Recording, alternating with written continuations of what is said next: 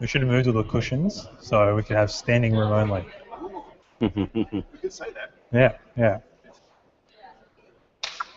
Alrighty, welcome. So for those of you joining online, we are here in the lovely Gold Coast today with the MYOB Partner Connect, and we're going to have a chat to these two likely looking lads about time and attendance.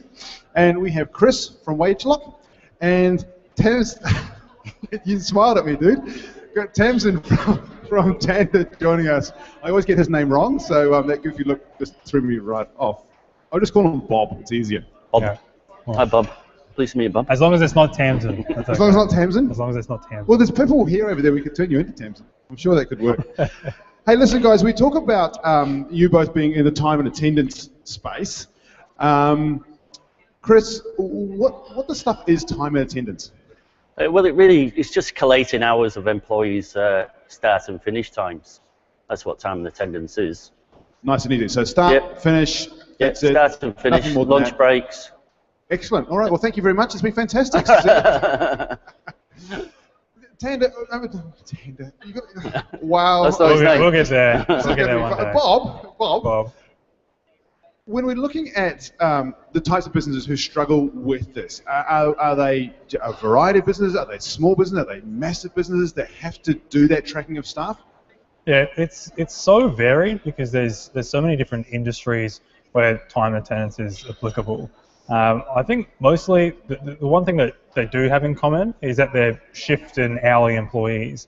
So anyone that their labour is the biggest cost of their business, not for invoicing, but say you run a restaurant and the labour is the biggest component of that, you really need to track time, because if you don't know that data, then you can't measure it and you can't improve it as well. You mentioned a good thing there, and Chris, I'm going to say to you, is that one of the biggest components of cost of business, that labour cost? Labour is a huge cost for small businesses, especially. It can, in hospitality, it can get up to 30%. So 30%? You do 30%. So you need to control it. Yeah. And one of the best ways to control it is get away from manual timesheets. Right. And so both of you are in the automated timesheet side of things? Yeah. So we both automate, and I think Yep. the hard thing for businesses in Australia as well, because it's not just around like the manual collection of timesheets, and it's not just around all the data entry that's involved with it. It's not just the cost of paying employees. Sometimes it's the cost of actually working out how much to pay them and the work that goes into that. I think employers, especially in this country, have a hard time of expanding their business. Yeah, true. Now, we just had the guys on before talking about business intelligence and trying to understand that, and you've just touched on knowing how much to pay. Is that a huge part as well of what the tools can offer to customers as to how much are they paying and what are those? Absolutely. Award interpretation is a big thing. Knowing how much you're going to pay your staff for certain penalties on Saturdays and Sundays is so important, because it can really blow out if you don't keep an eye on it. Mm-hmm. Yeah, so cost management as well as time management of staff. How important is it as well around the rostering side of things for transient staff, I suppose, in cafes where they're in and out on a regular basis? Is that a massive component as well? Yeah, that's a great question, because like we sometimes forget that there's time and attendance, which is just collecting the timesheets.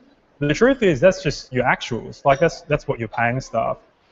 In most businesses, restaurants, cafes, you have to set a budget.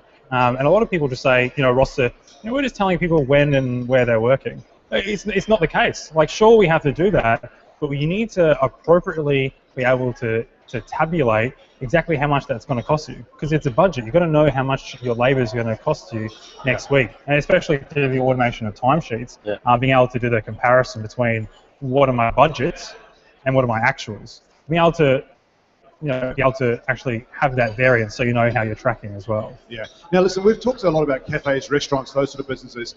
Chris, what about contracting type businesses or forestry or farming or other areas?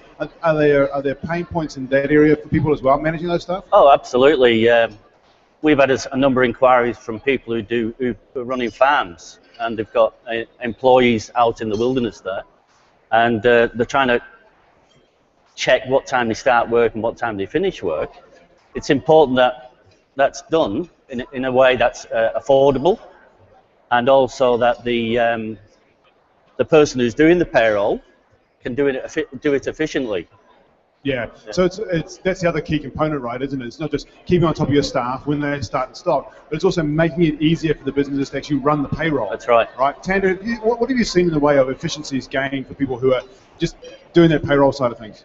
Yeah, well, I've been on site many a times, and it's hard to get a payroll person excited. I don't mean that in a bad way, but just to sit down and truly, you can see the look in their eyes, their smile. What I've been doing every day, interpreting, collecting all of that, there's something there that, can alleviate that burden for me. So not only reduce my error, but I can automate it so I can focus on things more important, like measuring the data so we can improve it, or reducing compliance risk. Yeah. Is there a certain element of fear in that as well? Fear, yeah. Well, I mean, it is like dealing with fair work. Like it's not a fun thing, and it's definitely a scary thing. There is a lot of risk involved, but if you can automate the process and you can reduce risk, it does make sense. And payroll people, it's a hard job. Like you're a mixture of HR, you're a mixture of IT if you have systems, and you're a mixture of finance. So, but you're only ever, people only inquire about how payroll's doing if something goes wrong. When it goes wrong, exactly. No one gets the acknowledgement when it's going wrong.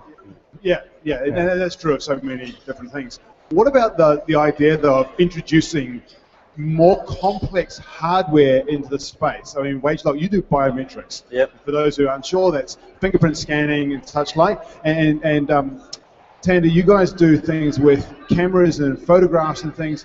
Chris, is there a fear around the technology? Technology is improving all the time.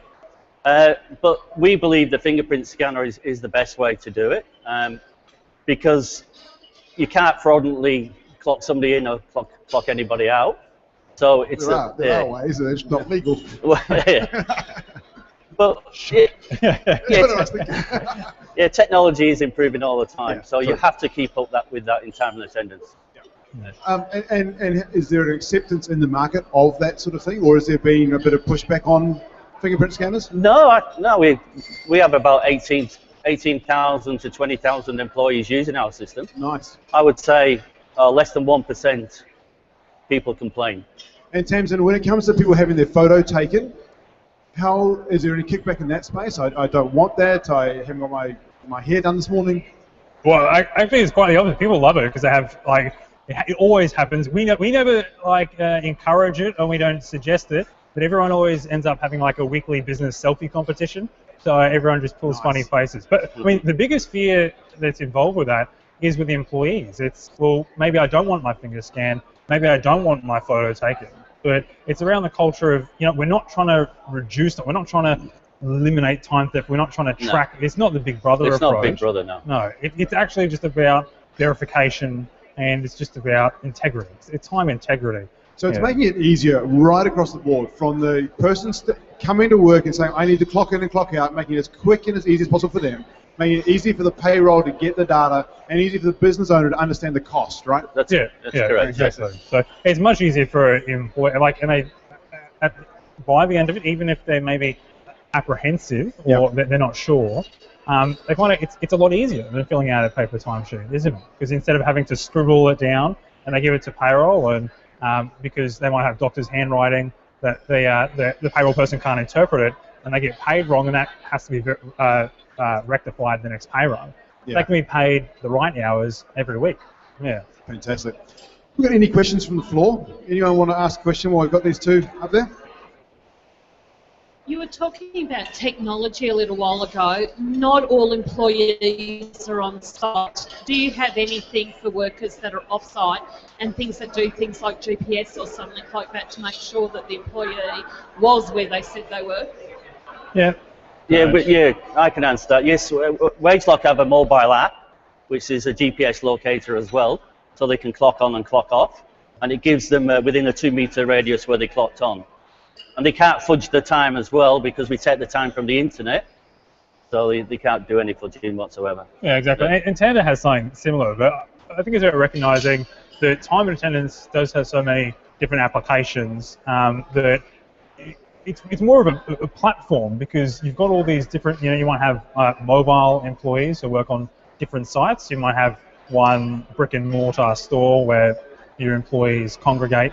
So I think it's about having the capacity to deal with a range of different situations, especially when some people might have one store and then have multiple people on site as well. So yeah. Cool. Fantastic question. Thank you. Any other questions from the floor for these two here? So one of the things you may have noticed is constantly getting Fred's name wrong on the way through. These tools allow you as a business owner to stop having people fraudulently trying to clock in for their friends and doing that sort of thing, and would stop me getting Jane's name wrong here every time I talk to him. Listen, it's been great to have these guys here. For those of you who are here, Tanda are in the back corner just over here, and WageLock are just behind this big white pillar. Go and have a chat to them to learn more about how these tools can help your business. For those of you watching online, directly below, the video links through to their websites and such like. We'll be back here again just on 11 o'clock for managing jobs for tradies. So we'll see you then. Cheers. Thank you. Thanks, Kieran.